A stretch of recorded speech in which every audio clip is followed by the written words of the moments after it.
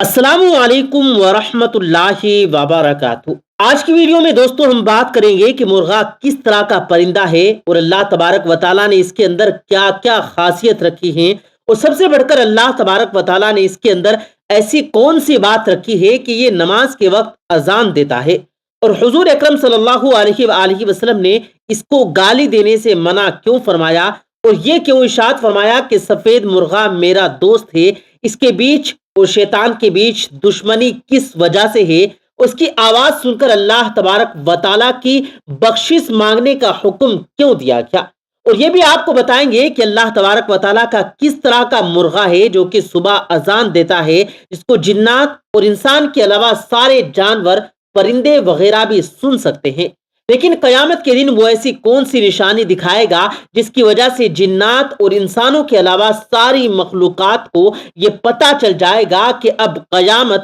آنے والی ہے، اور کیا مرغے کی آواز سن کر نماز پڑھنا جائز ہے یا ناجائز، اس کا شریعت میں کیا حکم ہے، اس کے بارے میں جانوروں کے ڈاکٹروں کا کیا کہنا ہے، اور اگر کوئی شخص مرغے کو اپنے خواب میں دیکھے تو اس کا کیا مطلب نکلے گا۔ پیارے دوستو، مرغا ایک بہت ہی خوبصورت گھریلو پرندہ ہے۔ مرغے کی خاصیت یہ ہے کہ نہ اس کو اپنے بچے سے محبت ہوتی ہے اور نہ ہی مرغی سے، اور یہ بے وقوف ہوتا ہے۔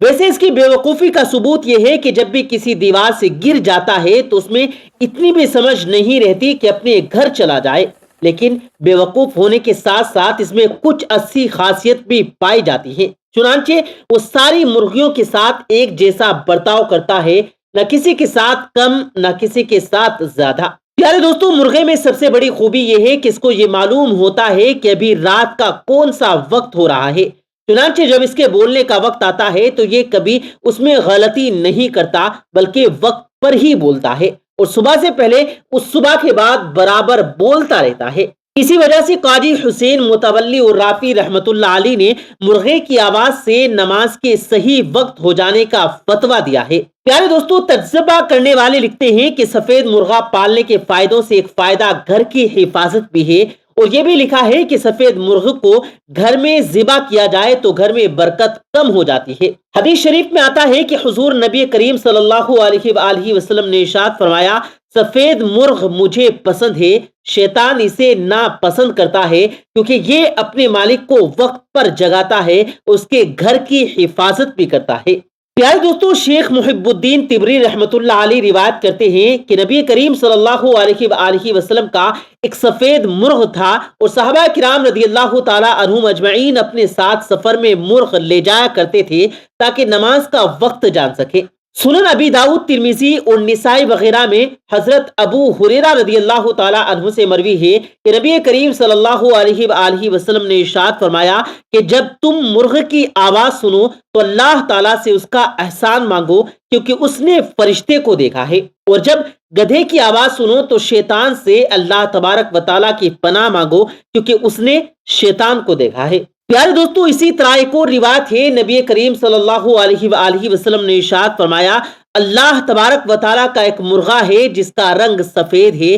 اس کے دونوں بازو زبردست یاقوت جو کہ ایک پتھر ہے اور موتیوں سے سجا ہوا ہے، ایک بازو اس کا یورپ میں، دوسرا پشچم میں، اس کی ٹانگیں ہوا میں لٹکی ہوئی ہیں، اس کا سر عرش کے نیچے ہے، روزانہ صبح کے وقت وہ اذان دیتا ہے جس کی آواز جنات اور انسان کے علاوہ زمین و آسمان میں جو بھی چیزیں ہیں سب سنتی ہے۔ یہ آواز سن کر زمین کے مرغ جواب دیتے ہیں۔ جب قیامت کا دن قریب آئے گا تو اللہ تبارک و تعالیٰ اس مرغ کو حکم دے گا کہ اپنے بازو موڑ لو، اپنی آواز بند کر دو۔ اس وقت جنات اور انسان کے علاوہ ساری مخلوق کو پتہ چل جائے گا کہ قیامت قریب آ گئی ہے۔ اور دوستو، امام ثعلبی روایت کرتے ہیں کہ آپ صلی اللہ علیہ وآلہ وسلم کا فرمان عالی شان ہے کہ اللہ تبارک و تعالیٰ کو 3 آوازیں پسند ہیں۔ نمبر 1 مرغے کی آواز، نمبر 2 قرآن کریم کی تلاوت کرنے والوں کی آواز، اور نمبر 3 صبح کے وقت استغفار کرنے والوں کی آواز۔ اور امام احمد، امام ابو داؤد اور امام ابن ماجہ سے روایت ہے، نبی کریم صلی اللہ علیہ وآلہ وسلم نے ارشاد فرمایا کہ مرغ کو گالی مت دیا کرو کیونکہ یہ نماز کے لیے جگاتا ہے۔ پیارے دوستو، حلیمی رحمت اللہ علیہ فرماتے ہیں کہ آپ کے اس فرمان میں اس بات کی دلیل ہے کہ جس سے بھلائی ملتی ہے اس کو گالی نہیں دینی چاہیے اور نہ ہی اس کی بے عزتی کرنا صحیح ہے، بلکہ اس کا حق یہ ہے کہ اس کی عزت کی جائے۔ اسی طرح امام حاکم نے اپنی کتاب مستدرک میں اور امام طبرانی نے حضرت ابو ہریرہ رضی اللہ تعالی عنہ سے روایت کی ہے کہ نبی کریم صلی اللہ علیہ وآلہ وسلم نے ارشاد فرمایا، مجھے اللہ تبارک و تعالیٰ نے اجازت دی کہ میں اس مرغ کے بارے میں بتاؤں جس کے پاؤں زمین میں اس کی گردن عرش کے نیچے ہے اور یہ کہتا ہے کہ پاک ہے تیری ذات، بڑی ہے تیری شان۔ ابو طالب مکی رحمت اللہ علیہ اور امام غزالی رحمت اللہ علیہ بیان کرتے ہیں کہ میمون رحمت اللہ علیہ فرماتے ہیں کہ مجھے یہ روایت پہنچی ہے کہ عرش کے نیچے ایک فرشتہ مرغ کی شکل کا ہے، اس کے پنجے موتیوں کے ہیں اور اس کا سینہ زمرود کا ہے جو ایک بہت قیمتی پتھر ہے۔ جب رات کے 3 حصوں میں سے ایک حصہ گزر جاتا ہے تو یہ اپنے پنکھوں کو ایک بار ہلاتا ہے، کہتا ہے کہ رات کے وقت عبادت کرنے والے اٹھ جائیں، اور جب آدھی رات گزر جاتی ہے تو دوسری بار اپنے پنکھوں کو ہلاتا ہے اور کہتا ہے کہ نمازی لوگ اٹھ جائیں، اور جب صبح ہو جاتی ہے تو پھر اپنے پنکھوں کو ہلا کر کہتا ہے کہ غفلت کی نیند سونے والے اٹھ جائیں، اس لیے کیونکہ ان پر ان کے گناہوں کا بوجھ ہے۔ پیارے دوستو، حدیث شریف میں یہ جو آیا ہے کہ مرغ نماز کے لیے جگاتا ہے، اس کے معنی یہ نہیں کہ وہ حقیقتاً یہ کہتا ہے کہ اٹھو نماز کا وقت ہو گیا ہے، بلکہ اللہ تبارک و تعالیٰ نے اس کی فطرت میں یہ بات رکھی ہے کہ صبح کے وقت جو نماز کا صحیح وقت ہوتا ہے، جس میں بار بار وہ بانگ دیتا ہے، اس سے سونے والوں کی آنکھ کھل جاتی ہے اور وہ اٹھ کر نماز ادا کرتا ہے، لہٰذا وہ نماز کے لیے اٹھانے کا ایک ذریعہ بن گیا اور اس کو اس اشارے کے طور پر بلانے اور جگانے والا بتایا گیا ہے۔ پیارے دوستو، اگر وہ کسی دوسرے وقت میں اذان دینے لگے یعنی بانگنے لگے تو اس کی آواز پر نماز پڑھنا جائز نہیں، کیونکہ کبھی کبھار ایسا دیکھا گیا کہ کچھ مرغے صبح صادق سے پہلے ہی انسانوں کی آواز سن کر بولنے لگتے ہیں، اور مرغ کے بارے میں شریعت کا یہ حکم ہے کہ اس کا کھانا حلال ہے، مگر اس کو گالی دینا جائز نہیں، جیسا کہ ہم پہلے بھی بتا چکے ہیں۔ اور دوستو، اسلام کے اندر مرغوں کے لڑانا حرام ہے، اور اس سے کی ہوئی کمائی کے بارے میں بھی یہی حکم ہے کہ اس کی کمائی بھی حرام ہے، کیونکہ اسلام نے جانوروں پر ظلم کرنے کو حرام بتا ہے۔ اسی وجہ سے اسلام میں مرغوں کو، کتوں کو یا دوسرے کسی بھی جانوروں کو آپس میں لڑانا حرام ہے، اور ان کا کھیل تماشا دیکھنا بھی گناہ کا کام ہے۔ پیارے دوستو، مرغ کے گوشت سے ہونے والے فائدے کے بارے میں جانوروں کے ڈاکٹروں کا کہنا ہے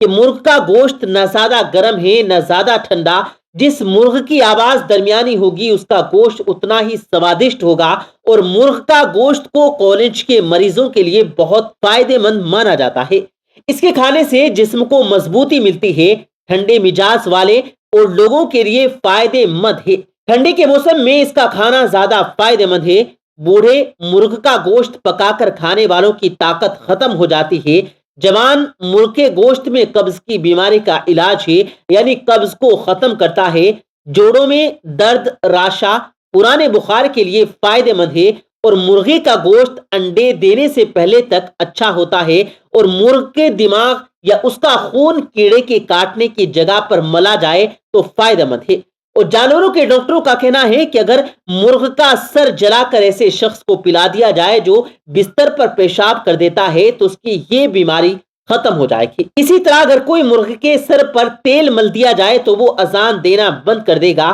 اسی طرح مرغ کے دونوں بازو کے کنارے پر 2 ہڈیاں ہوتی ہیں، اگر داہنے بازو کی ہڈی کو اس شخص کے گلے میں ڈال دیا جائے تو اس کا بخار جاتا رہے گا۔ پیارے دوستو، اور مرغ کو خواب میں دیکھنے کے بارے میں علم والوں کا کہنا ہے کہ مرغ کو خواب میں دیکھنے سے ان چیزوں کے بارے میں پتہ چلتا ہے: نمبر 1 خطیب اور مسجد، نمبر 2 قاری صاحب، نمبر 3 جو شخص نیکی کا حکم دے اور خود اس پر عمل نہ کرے، کہ مرغا صبح کے وقت اذان دے کر نماز کی یاد دلاتا ہے لیکن خود نہیں پڑھتا۔ کبھی کبھار مرغ کو خواب میں دیکھنے کی تعبیر ایسے سخی سے کی جاتی ہے جو خود نہ کھائے بلکہ دوسرے لوگوں کو کھلائے، اور کبھی مرغ کو خواب میں دیکھنا علماء اور حکما کے ساتھ رہنے کا ثبوت دیتا ہے۔ اور بیان کیا جاتا ہے کہ ایک شخص محمد بن سیرین رحمت اللہ علیہ کے پاس آیا اور کہنے لگا کہ میں نے خواب میں دیکھا ہے کہ ایک مرغ نے گھر میں گھس کر گیہوں کے دانے کاٹ لیے ہیں۔ تو ابن سیرین رحمت اللہ علیہ نے جواب دیا کہ اگر تمہارے گھر سے کوئی بھی چیز غائب ہو جائے تو بتانا، کچھ دن کے بعد اس شخص نے آ کر سوال کیا کہ میرے گھر کی چھت پر سے ایک چٹائی چوری ہو گئی۔ ابن سیرین رحمت اللہ علیہ نے کہا کہ وہ مؤذن نے چوری کی ہے۔ چنانچہ جب پتہ کیا گیا تو یہ بات بالکل صحیح نکلی۔ واللہ عالم، اللہ تبارک و تعالیٰ ہی بہتر جانتا ہے۔ اللہ تبارک و تعالیٰ سے دعا ہے کہ اللہ تبارک و تعالیٰ ہم سبوں کو اپنے گھروں کے اندر سفید مرغ کو پالنے کی توفیق عطا فرمائے، ہمیں تمام جانوروں پر رحم کرنے کی توفیق عطا فرمائے، اور ہمیں اپنی زندگی حضور صلی اللہ علیہ وآلہ وسلم کے بتائے ہوئے طریقے کے مطابق گزارنے کی توفیق دے۔ آمین ثم آمین۔